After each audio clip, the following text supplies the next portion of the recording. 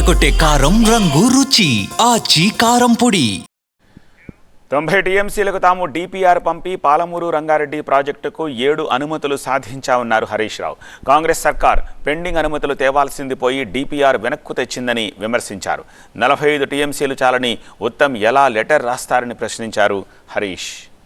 టీఎంసీలకు మేము పాలమూరు రంగారెడ్డికి ప్రతిపాదనలు పంపి దాదాపు 7 అనుమతులు బీఆర్ఎస్ ప్రభుత్వం సాధించింది. ఇంకొకటో రెండో తెస్తే అయిపోతుంది. అనుమతులు సాధించాల్సిన కాంగ్రెస్ ప్రభుత్వం డిపిఆర్ వెనక్కి తెచ్చింది. ఇదే కదా నిన్న కేసీఆర్ గారు చెప్పింది. మేమేమో 7 అనుమతులు తెచ్చినాం, మీరు ఒక్క అనుమతి తేలేదు, డిపిఆర్ మాత్రం వాపసు తెచ్చుకున్నారు. ఇవి 5/5/2025 కాంగ్రెస్ ప్రభుత్వం వచ్చినాక ఇది డిపిఆర్ పాలమూరు రంగారెడ్డి డిపిఆర్ను వాపస్ పంపుతూ కేంద్ర ప్రభుత్వం రాసిన లేఖ.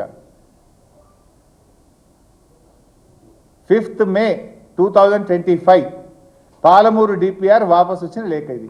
ఇదేమో 90 టీఎంసీలు పాలమూరుకు కేటాయిస్తూ కేసీఆర్ గారు ప్రభుత్వం ఇచ్చిన జీవో నంబర్ 246 2022 సంవత్సరం 90 టీఎంసీలు కేటాయిస్తూ ఇది కేసీఆర్ గారు ప్రభుత్వం ఇచ్చిన జీవో. ఇదేమో 45 టీఎంసీలు చాలు అని ఉత్తమ్ కుమార్ రెడ్డి ఢిల్లీకి రాసిన ఉత్తరం.